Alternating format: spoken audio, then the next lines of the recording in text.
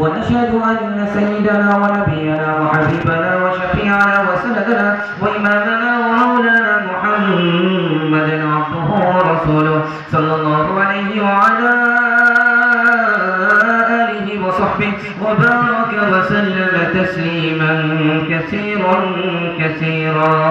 أما بعد فأعوذ بالله من الشيطان الرجيم.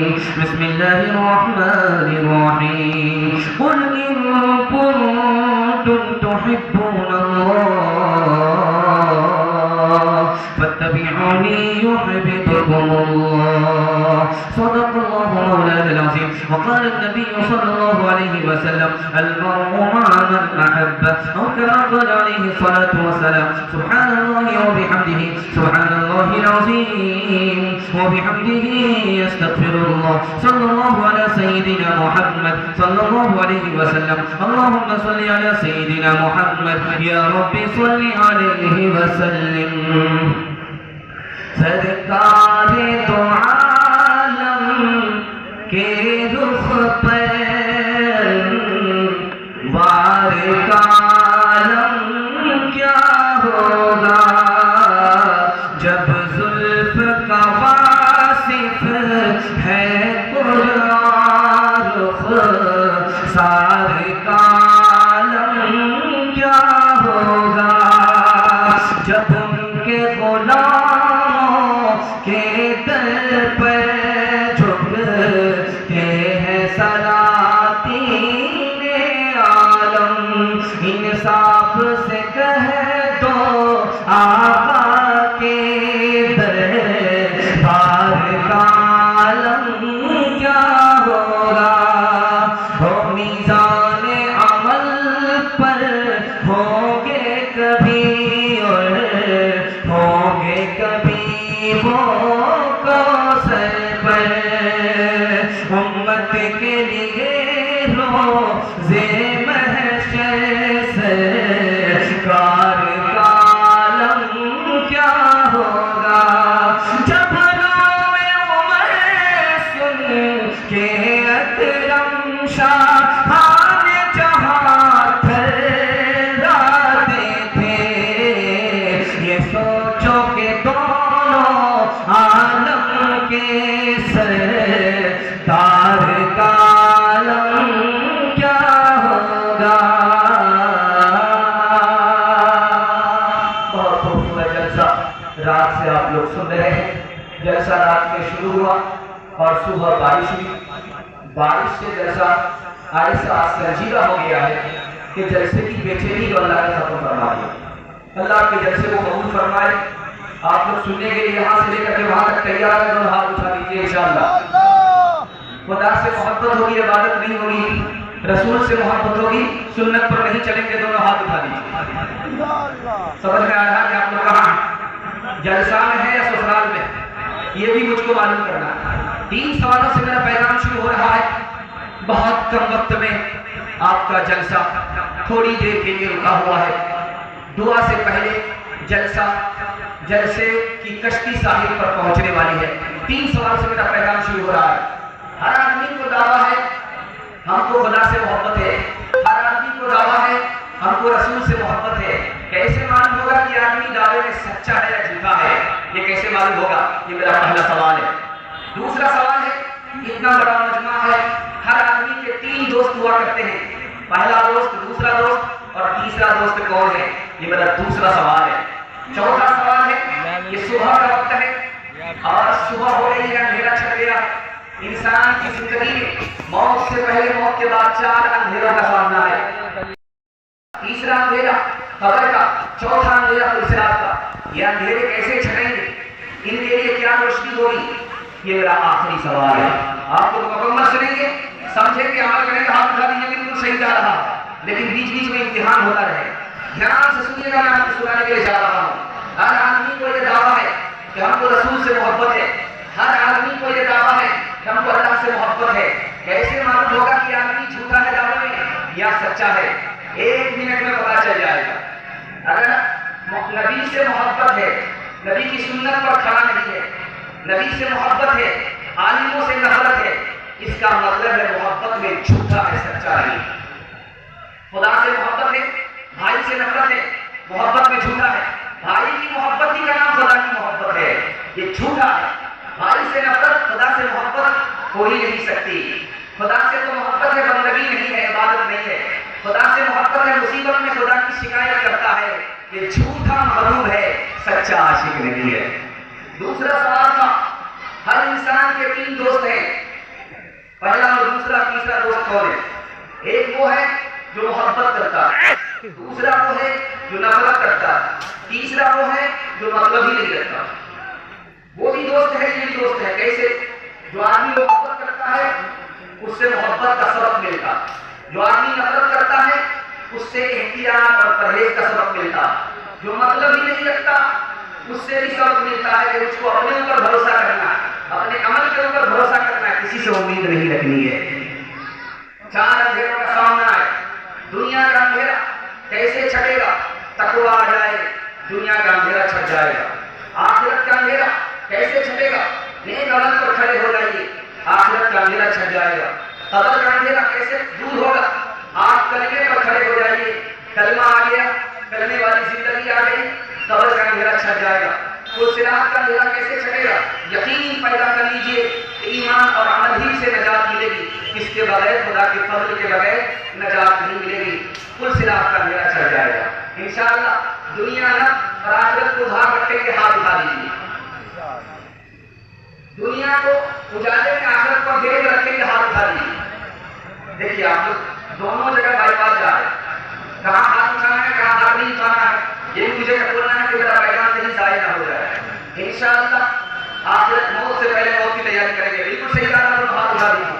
چھپا کر دین احمد کی کفن میں شان لایا ہوں، فرشتوں کر کے کندہ قلب پہ قرآن لایا ہوں، کھلی آنکھیں ہیں ان کی دید کارمان لایا ہوں، لحد میں روشنی کے واسطے سامان لایا ہوں، لحد میں روشنی کے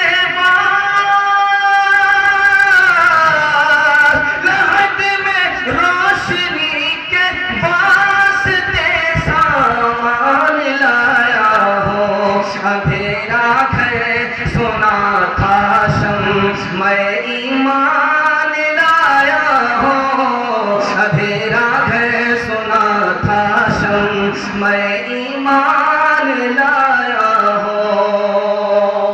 پہلا پیغام سنانے کے لیے جا رہا ہوں، آپ لوگ سن بھی رہے ہیں۔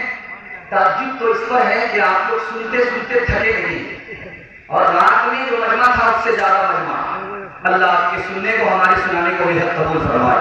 دل سے دعا دیتا ہوں، مہمان آئے آپ کو سنا کر کے، آپ میزبان بیٹھے ہیں، میزبانی کا حق ادا کر رہے ہیں، اللہ دین دنیا دونوں کی بھلائی سے آپ کو بلابان فرمائے۔ دھیان سے سنیے گا، بچوں کے حوالے سے سنا رہا ہوں۔ پہلا پیغام 3 سے 4 منٹ کا گزر جائے گا، محبت میں سنیں گے، جلدی سے نکل جائے گا۔ دھیان سے سنیے گا، بچے کو پڑھانا ہے۔ ایک بات تجربے کی یاد رکھیے، اتنا بڑا مجمع، میں کپڑا پہن کر کے ہوں، آپ اپنے بچے کو کپڑا پہناتے ہیں، اس احسان کو بھول جائے گا۔ اچھا کھانا کھلاتے ہیں، اس احسان کو بھول جائے گا۔ اچھا مکان بنا کر کے دیے ہوئے ہیں، اس احسان کو بھول جائے گا۔ ایک احسان کر دیجیے اپنے بچوں کے اوپر، زندگی بھر اس احسان کو یاد رکھے گا۔ آپ پڑھے لکھے نہیں ہیں، کوئی فرق نہیں پڑتا، اپنے بچے کو پڑھا لکھا دیجیے، زندگی بھر احسان کو یاد رکھے گا۔ رمضان کا مہینہ تھا، مسلمان کا بچہ 12 سال کا تربوز کھا رہا۔ پوچھنے والے نے کہا مسلمان کے بچے ہو، 12 سال کے ہو گئے، تربوز کھا رہے، روزہ نہیں رکھتے؟ تو بچہ کہتا ہے جنوری فروری جانتا ہوں، رمضان نہیں جانتا۔ ہمارا بچہ گمراہ ہو رہا ہے، اس کو گمراہی سے بچانا ہماری ذمہ داری۔ آئینہ دکھانے کے لیے جا رہا ہوں، دادا کے ساتھ پوتا آیا، دادا نماز میں چلے گئے، پوتا کھڑا رہا۔ پوچھنے والے نے کہا کہ بیٹا تمہارے دادا نماز پڑھتے، تم اس کے پوتا ہو نماز نہیں پڑھتے؟ تو پوتا کا جواب سنیے، میں کس کے لیے نماز پڑھوں، مجھے تو خدا کے بارے ہی میں شک ہے، بچے کے پاس ایمان ہی نہیں ہے، بچے کے ایمان کی حفاظت کرنی ہے۔ مجمع میں ایک بچہ ملا، بہت بڑے محدث ابن مبارک رحمۃ اللہ علیہ، پوچھا کہ میرے پیارے بیٹے تم نے کچھ حاصل کیا ہے کہ نہیں؟ یا اتنی ٹائم پاس کر رہے ہو؟ مجھے 4 علم ہوا ہے، سر کا علم ہوا ہے، کان کا علم ہوا ہے، زبان کا علم ہوا ہے، دل کا علم ہوا ہے۔ اتنے بڑے محدث کے کام کھڑے ہوئے، یہ بچہ کیا کہنا چاہ رہا ہے؟ سر کا علم ہوا کہ سب اللہ کے آگے جھکے گا، کان کا علم ہوا اس کان سے قرآن سننا ہے، زبان کا علم ہوا کہ اللہ کا نام زبان پر یاد رہے گا، اور دل کا علم ہوا اس دل میں صرف خدا بسے گا اور کوئی نہیں بس سکتا۔ مبارک ہو، اللہ نے تمہیں پہچان عطا فرمائی، تم نے خدا کا دین سیکھا، اس کے علاوہ کسی اور سے امید مت رکھنا۔ آج خیال کیا ہے کہ مدرسے میں پڑھے گا ترقی نہیں کرے گا، اسکول میں پڑھے گا ترقی کرے گا۔ یاد رکھیے جتنا عقل مند بچہ مدرسے سے پڑھ کر کے پیدا ہوتا ہے اسکول سے نہیں ہوتا۔ دھیان سے سنیے، اسی ہندوستان میں اورنگزیب بادشاہ کا خیال تھا جو مدرسے میں بچہ پڑھتا ہے وہ زیادہ عقل مند ہوتا ہے، وہ دنیا کو بھی سنبھالتا ہے، ماں باپ کی بھی خدمت کرتا ہے، اور جو دنیا دار ہوتا ہے وہ دنیا پر مہربان ہوتا ہے، اپنوں پر ستم کرتا ہے۔ اورنگزیب بادشاہ کے سامنے بچہ گزر رہا تھا، بلا کر کے پوچھا وزیر تم اس بچے کے بارے میں کیا کہتے ہو؟ بڑا بیوقوف ہوگا۔ بادشاہ نے کہا بہت بڑا عقل مند ہوگا۔ بادشاہ سے وزیر نے کہا کہ آپ سوال کیجیے، آپ بیٹا یہ حوض ہے، یہ تالاب ہے، اس میں کتنا پانی ہوگا؟ تو بچہ کہتا ہے کہ آپ کٹورا بتائیے، کس کٹورے سے ہم تالاب کو ناپیں گے؟ اگر وہ تالاب کے برابر ہوگا تو 1 کٹورا پانی آئے گا، اگر تالاب کے 2 کٹورے کے برابر ہوگا، نصف آدھا ہوگا تو 2 کٹورے پانی آئے گا۔ بادشاہ نے سوال کیا اور بچے نے وزیر کو بیوقوف بنا دیا۔ اس کے بعد دوسرا سوال ہوا، یہ بتاؤ کہ زمین کا بیج کہاں ہے؟ بچہ ٹوپی اتار کر کے بیچ میں رکھ دیتا ہے، 4 ہاتھ ادھر گیا، 4 ہاتھ ادھر گیا، گھوم کر کے کہتا کہ یہی بیج ہے۔ کہ تم نے کیسے کہہ دیا کہ زمین کا بیج ہے؟ کہ یقین نہیں آتا تو نہ بیج۔ وزیر پھنس گیا۔ مدرسے میں پڑھنے والا بیوقوف نہیں ہوتا، عقل مند ہوتا ہے، وہ بیوی کی کفالت بھی کرتا ہے، ماں باپ کی خدمت بھی کرتا ہے، رسول کے کام بھی کرتا ہے، خدا کی عبادت بھی کرتا ہے۔ دوسری مثال آپ کے سامنے آ رہی ہے، بادشاہ نے مدرسہ بنایا، آ کر کے بچے سے پوچھا کہ تم کیوں پڑھنا چاہتے ہو؟ کہ میرا باپ منتری ہے، میں منتری بننا چاہتا ہوں۔ دوسرے نے کہا میرا باپ سنتری ہے، میں سنتری بننا چاہتا ہوں۔ بادشاہ نے سوچا مدرسہ بنایا، مدرسے میں دیندار بنتے ہیں، یہ 1 نمبر کا دیندار ہوگا۔ کنارے میں ایک بچہ تھا، وہی امام غزالی تھے، پوچھا کہ دیکھے مدرسے میں کیوں آئے ہو؟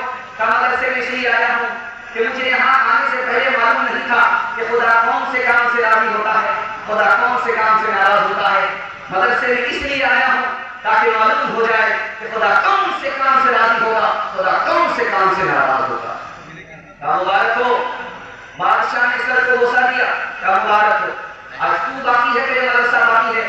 میں بادشاہ ہوں، میں نے اس مدرسے کو بنایا تھا، میرا ارادہ ہو گیا تھا اس مدرسے پر بلڈوزر چلاؤں۔ دھیان سے سنیے گا، آخری مثال سنا رہا ہوں۔ بادشاہ کے دربار میں ایک لڑکا آیا، سوئی کو گاڑ کر کے نشان لیا، دوسرے سوئی کو روکے گا تو اس سوئی کی ناک سے دوسری سوئی پاس ہوگی۔ لوگوں نے تالی بجائی، بہت بھیانک کرتب دکھایا۔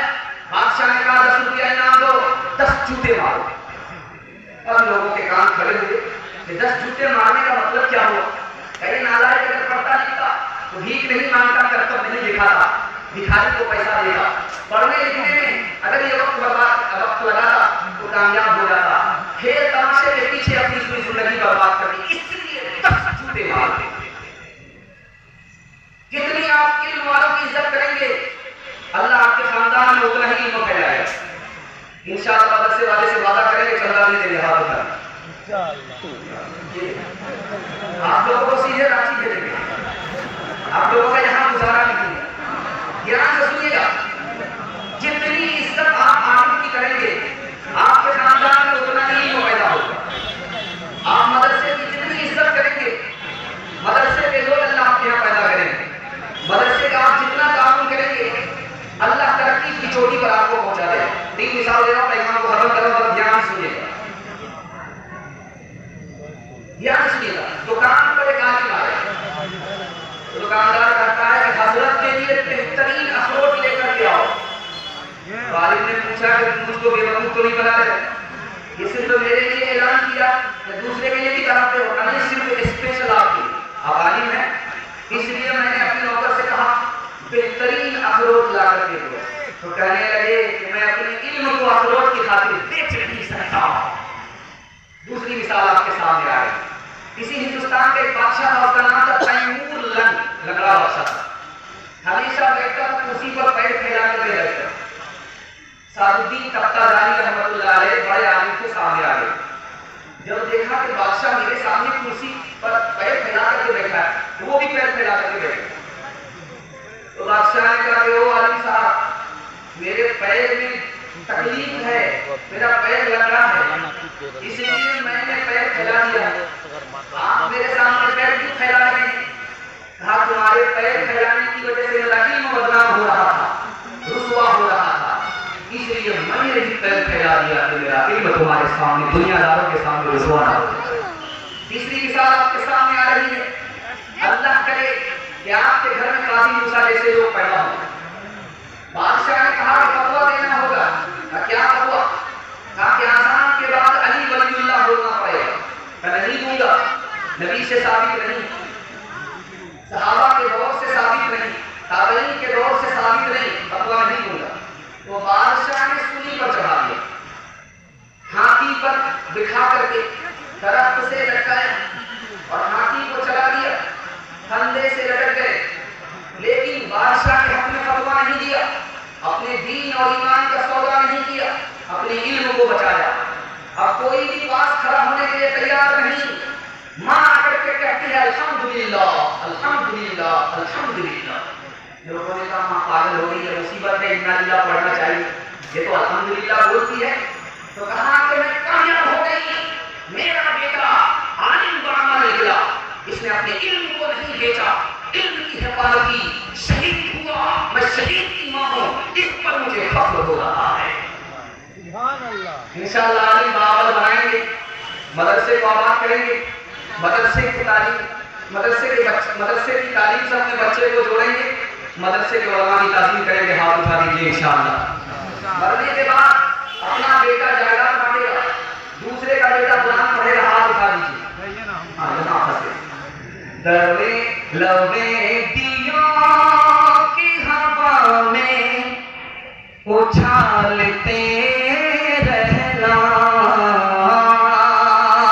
لبے دیا کی ہوا میں اچھالتے رہنا، گلوں کے رنگ میں تیزاب ڈالتے رہنا. میں نور بن کے فضا میں پھیل جاؤں گا، تم آفتاب میں کیڑے نکالتے رہنا، تم آفتاب میں کیڑے نکالتے رہنا. کوئی رستہ نہ دے گا تجھے بھیڑ میں، کوئی رستہ نہ دے گا تجھے بھیڑ میں، رینگتے رینگتے عمر کٹ جائے گی. کوئی رستہ نہ دے گا تجھے بھیڑ میں، رینگتے رینگتے عمر کٹ جائے گی. شوق سے تم میری پیٹھ پر وار کر مجھ سے آگے نکلنے کا فن سیکھ لے. بہت خوبصورت ماحول میں جلسے کا پیغام بڑی تیزی کے ساتھ نکل گیا. دوسرا پیغام ماں بہنوں کے حوالے سے دینے کے لیے جا رہا ہوں. آپ لوگ سننے کے لیے تیار ہیں؟ تو دونوں ہاتھ اٹھا دیجیے انشاءاللہ. ماں بہن کی خبر لاٹھی سے لے کے ہاتھ اٹھا دیجیے انشاءاللہ. دانا پانی سے بند ہو جائے. یہاں سے ہاتھ اٹھائیے گا، چہرے والے بھی موجود ہیں، آپ کو چھاپ دیں گے کہ آپ کے ہاتھ اٹھانے والے. یہاں سے سنیے گا، سنانے کے لیے جا رہا. سالن آیا دسترخوان پہ تو بیٹا کھا رہا، ماں سے پوچھا ماں مزہ نہیں آیا؟ مزہ نہیں آیا. تو ماں نے کہا کہ مجھے کیا کرتے ہو؟ تمہاری بیوی نے بنایا. واہ، اسی لیے تو میں پوچھ رہا تھا آج اتنا زیادہ مزہ کیسے آ گیا. سالن سے اتنا پیارا مزہ آ رہا زندگی میں پہلی بار کھا تو ماں نے کہا کہ تو زن مرید جولو کا غلام معلوم ہوتا. دوسری مثال آپ کے سامنے آ رہی ہے.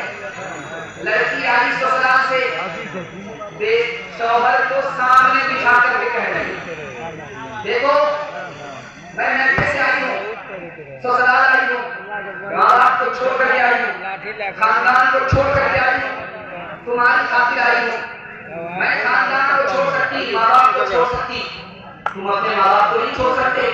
یہ ضروری اپنے ماں باپ کو گھر سے نکالا پھر آئے مکان میں ڈال دی. تیسری مثال آپ کے سامنے آ رہی ہے. آپ آئینہ دکھا رہا ہوں, آپ کھول رہا ہوں, پٹی ہٹا رہا ہوں. دھیان سے سنیے گا. میاں بیوی کا جھگڑا ہو رہا تو شوہر خاموش ہے, بیوی گولی داغ رہی ہے, گولا چھوڑ رہی ہے, گالی پر گالی بول رہی ہے, یہ سن رہا ہے, کچھ نہیں کر رہا, ٹس سے بس نہیں ہو رہا. اس کے بعد جب اس کی باری آئی تو کہتا ہے افسوس کہ تو بیوی ہے, افسوس کہ تو بیوی ہے, تیرا رشتہ میرا رشتہ بہت نازک ہے, تیری جگہ اگر میری ماں ہوتی تو ہڈی پسلی ایک کر دے. چوتھا اپنا آپ کے سلام لے کر کے آ رہا ہوں, دھیان سے سنیے گا. ماں نے بیٹے سے کہا تو مجھے میری نافرمانی کرتا ہے, میں تیرا دودھ معاف نہیں کروں گی. 32 دھارے دودھ ہم نے تمہیں پلایا ہے, میں دودھ معاف نہیں کروں گی. تو لڑکا پلٹ کر کے کہتا ہے کہ میں نے تیرا دودھ نہیں پیا ہے, میں نے تو ڈبے کا دودھ پیا. پانچواں نمبر آپ کی خدمت میں آ رہا ہے, اس کو دھیان سے سنیے گا. ماں کو اکیلا چھوڑ دیا, بیمار ماں کی راہ بھی انتقال کر گئی, یہ الگ ہو گیا, ماں تو بیچاری چلی گئی, اس نے اکیلا چھوڑ دیا. اور دیکھیے اس کی بات ہے. جو ماں کا نافرمان باپ کا نافرمان ہوتا ہے اس کو موت سے پہلے ہی اللہ تعالیٰ عذاب دکھا دیتا ہے, سزا دے دیتا ہے. دھیان سے سنیے گا, سنانے کے لیے جا رہا ہوں بہت کم وقت میں, دھیان سے سنیے گا. رات میں بیٹا مرا, صبح کو اس کی لاش میں چوٹی لگے, پوچھا کیسا کیوں ہوا, رات میں مرا, صبح اس کی لاش پر چوٹی کھا رہی ہے. مطلب کیا ہے, ماں بیمار تھی, اس نے اکیلا چھوڑ دی, ماں مر گئی, اس نے اس کی خبر نہیں لی, آپ اور حسرت لے کر کے چلی گئی. ماں کی بددعا کی وجہ سے رات میں انتقال ہو گیا, صبح کو اس کے جسم اور لاش کو چوٹی کاٹ دی. دوسری مثال آپ کے سامنے آ رہی ہے. مرنے کا وقت ہے, زبان باہر نکل جاتی ہے, آنکھ باہر نکل جاتی ہے, چہرہ پورا نیلا پڑ جاتا ہے, گدھے کی آواز نکال رہا ہے. لوگوں نے کہا اتنی بھیانک موت مرتا بھی نہیں ہے, اتنی تکلیف میں ہے, کیا معاملہ ہے؟ باپ سے پوچھا گیا, کہا کہ معاملہ یہ ہے, میاں بیوی کا جب جھگڑا ہوتا تھا, ماں جب بیچ میں بولنے کے لیے آتی تھی, یہ بیوی کو چھوڑ کر کے ماں ہی کو مارتا تھا. اس ماں کی بددعا ہے, آج مر تو رہا ہے لیکن موت نہیں آ رہی ہے, بھیانک تکلیف سے گزر رہا ہے. اس ماں کی بددعا لگی, موت سے پہلے اللہ تعالیٰ سزا دے رہا ہے. تیسری مثال آپ کے سامنے لے کر کے آ رہا ہوں. بیوی آ رہی ہے, بھاگ جاتی, رہتی نہیں, بیوی آتی ہے پھر بھاگ جاتی. شوہر نے پوچھا کہ بات کیا ہے, میں نے تم سے شادی کیا, میں کیسے تمہیں ایک بار لائے, بھاگ گئی, کہا تمہاری ماں کی وجہ سے بھاگ رہی ہوں, جب تک ماں کو راستے سے ہٹاؤ گے نہیں میں مستقل تمہارے یہاں نہیں رہوں گی. کہا کہ ٹھیک ہے, اس میں کیا مصیبت ہے, جلے تو جلال تو اس بلا کو ٹال. اس نے ماں کو پھسلایا, دھوکے میں لے کر کے کھیت لے کر کے گیا, گنے کا کھیت تھا, اس نے ہتھیار سے اب حملہ کرنا چاہا, ماں کو بھاگ گئی, یہ زمین میں دھس گیا, اس کو کندھا اور کفن تک نصیب نہیں ہوا. سبحان اللہ. ماں کے نافرمان کو موت سے پہلے سزا ملتی ہے. بیوی کی ہر خواہش پوری ہوگی, آج پوری ہوگی تو ماں باپ کی خواہش کل پوری ہوگی. ہاتھ اٹھا دیجیے, یہ دیکھیں مصطفیٰ مصطفیٰ بولو بولو صلی علی بولو, مصطفیٰ مصطفیٰ بولو بولو صلی علی بولو.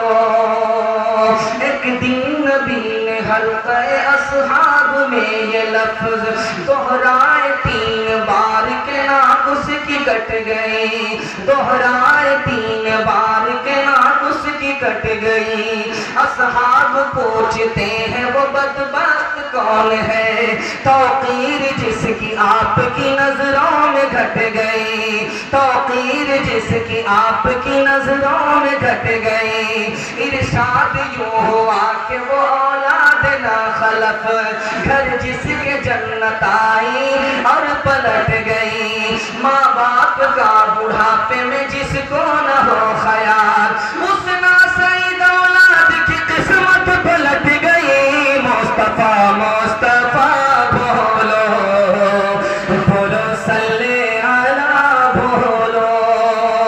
مصطفیٰ مصطفیٰ بولو, بولو صلی علی بولو. ہر چیز تو مل جائے گی بازار میں, لیکن بازار میں لیکن ماں باپ سے بڑھ کر کوئی دولت نہ ملے گی. ہاں چل جو اٹھا کر کے دعا ماں تیری کر دے, ماں تیری کر دے. دنیا ہو یا عقبا کہیں ذلت نہ ملے گی. الحمدللہ آپ نے سنا بھی سمجھا بھی, اور آپ سے میں وعدہ لیتا ہوں کہ انشاءاللہ ماں زندہ رہے گی, باپ زندہ رہیں گے تو خدمت سے خوش کریں گے. ہاتھ اٹھا دیجیے. ماں باپ اگر انتقال کر گئے ان کے لیے دعائیں مغفرت کریں گے. ہاتھ اٹھا دیجیے انشاءاللہ. بالکل جیسا بیداری کے ماحول میں سن رہا ہے, محسوس ایسا ہو رہا ہے کہ ابھی ایسا شروع ہوا ہے. دل سے دعا دیتا ہوں اللہ آپ کی ہر مشکل کو آسان فرمائے, آپ کے حال کو خوشحال کرے, مستقبل کو اللہ روشن فرمائے. یہاں سنیے کہ تیسرا پیغام غیر مسلموں کے حوالے سے سنانے کے لیے جا رہا ہوں. غیر مسلم برادران وطن وہ ہمارے بھائی بھی ہیں, ہمارے پڑوسی بھی ہیں, انسانی حصہ دار بھی. ان کے بچے کے ساتھ ہمارا بچہ پڑھتا ہے, ان کے بیٹے کے ساتھ ہمارا بیٹا پڑھاتا. وہ اگر دکاندار ہے تو ہم خریدار, اگر ہم خریدار ہیں تو وہ دکاندار. انسانی حصہ دار, دینی رشتے کو ہم باقی رکھیں گے. آپ جا کر کے وعدہ کیجیے انشاءاللہ. یہاں سنیے گا میں سنانے کے لیے جا رہا. 8 تاریخ کی بیٹی گرفتار ہے, اللہ کے رسول کے سامنے کھڑی ہے. میرا باپ بہت نیک تھا, انتقال کر گیا. میرا بھائی مجھ کو چھوڑ کر کے بھاگ گیا. میں آپ کی حراست میں گرفتار ہوں, مجھ کو رہائی چاہیے. میرا باپ بہت نیک تھا, میرے باپ کی نیکی مجھ کو کام آ جائے, آپ مجھ کو رہا کر دیجیے. اللہ کے رسول نے فرمایا, اے لڑکی تم نے سچ کہا, یہ میری کمی ہو اس کو اور نہیں بناؤ. تو میری فاطمہ بیٹی کی طرح ہے, میں تمہیں بھی آزاد نہیں کروں گا بلکہ تمہارے پورے خاندان کو آزاد کروں گا. تمہیں اس طرح واپس کروں گا جیسے میری بیٹی فاطمہ رخصت ہو رہی ہو. مانو کی بیٹی رات کو کام آئی, اور نبی سارے انسانوں کی انسانیت کے لیے آئے تھے. دشمن کے ساتھ بھی وہ سلوک کیا دوست کے ساتھ کیا جاتا. دوسری مثال آپ کے سامنے آ رہی ہے, اس کو دھیان رکھیے گا. حضرت عمر کے سامنے دشمن کھڑا, اس نے کہا مجھے مارنے سے پہلے ایک گلاس پانی پلا دو. حضرت عمر نے کہا جاؤ, اس کو قتل کرنے سے پہلے ایک گلاس پانی پلا دو. میں نے اسے عمل کیا ہے, یہ پانی پینے کی خواہش کرتا ہے. جیسے اس کے ہاتھ میں گلاس آیا اس نے دیا دیا. آپ مجھے قتل نہیں کر سکتے, جو پانی زمین کے اندر گر گیا وہ گلاس میں آ نہیں سکتا. آپ نے مجھے امن دے دیا ہے, مجھے آپ قتل نہیں کر سکتے. مسلمان زبان کا کتنا پابند ہوتا ہے. حضرت عمر نے کہا کہ ٹھیک ہے تم نے مجھے دھوکہ دیا ہے لیکن میں تمہیں دھوکہ نہیں دوں گا. اس کے بعد گیا, کلمہ پڑھ کر مسلمان ہو گیا. حضرت عمر نے کہا بات کیا ہے؟ اس وقت اگر کلمہ پڑھتا تو مجھے تانا مارتے کہ جان کے خوف سے اس نے کلمہ پڑھ لیا. اب میں مسلمان ہوا کہ مسلمان کسی کو دھوکہ نہیں دیتا, مسلمان کسی سے دھوکہ نہیں کھاتا. تیسری مثال آپ کے سامنے لے کر کے آ رہا ہوں. صلاح الدین ایوبی کا آپ نے نام سنا ہے. صلاح الدین ایوبی کا لشکر میدان میں ہے اور فتح کے بالکل قریب پہنچ چکا ہے. معلوم ہوا کہ جو دشمن ہے رچرڈ نام کا ہے وہ بیمار ہے. فوراً اپنی فوج سے کہا پیچھے ہٹ جاؤ, بیمار پر حملہ نہیں کیا جاتا, یہ نبی کی سنت ہے. بیمار کو نظر انداز کیا جاتا ہے, نبی کی سنت ہے. نبی کی سنت میں ہمیں کامیابی ملے گی, اس کا وعدہ ہے اور مجھے یقین ہے. جنگ کو روک دیا. مسلمان کیسا ہوتا ہے, مسلمان کا کردار کیسا ہوتا ہے, نبی کی سنت کے آئینے میں دکھانے کے لیے جا رہا ہوں. بادشاہ بولا کہ کیا بات ہے, لڑائی بند ہو گئی. صلاح الدین ایوبی نے روک دیا. کس وجہ سے روکا, تم بیمار ہو اس لیے روک دیا, اور اپنا ڈاکٹر بھیجا ہے کہ تم علاج کراؤ. بتائیے دشمن کو ڈاکٹر دیا جا رہا کہ میرے ڈاکٹر سے علاج کراؤ. اس نے کہا نہیں, چار تو نہیں ہے, ہم مسلمان ہے, پیچھے سے وار نہیں کرتا, آگے سے وار کرتا ہے. اس نے ڈاکٹر بھیجا ہے, میں اسی سے علاج کراؤں گا. تیسرا کمرہ کی خدمت میں لے کر کے آ رہا ہوں. ہندوستان ہے, اسی ہندوستان میں ہستی کا نام تھا شیخ الہند محمود حسن دیوبندی رحمۃ اللہ علیہ. رات میں پاؤں دبا رہے, وہ غیر مسلم تھا, ہندو تھا, برادری الگ ہے, قوم الگ ہے, لیکن اتنا بڑا عالم پیر دبا رہا. شاگرد کو دیکھا نہیں گیا, حضور آپ غیر مسلم کا پیر پاؤں دبا رہے ہیں. کہا کہ یہ میرا مہمان ہے, تم سو جاؤ, میں مہمان کی خدمت کروں گا, میں میزبان ہوں, یہ میرا مہمان ہے, میں اس کی خدمت کروں گا. پاؤں دباتے رہے, وہ مہمان سوتا رہا. ہندوستان کا آئینہ دکھانے کے لیے جا رہا ہوں. مسلمانوں نے غیر مسلموں کو اپنا بھائی سمجھا, پڑوسی سمجھا, حصے دار سمجھا. چوتھا نمونہ آخری نمونہ سنانے کے لیے جا رہا ہوں. ایک کتاب ہے, اس کا نام ہے جامع الیام, شیخ الحدیث مولانا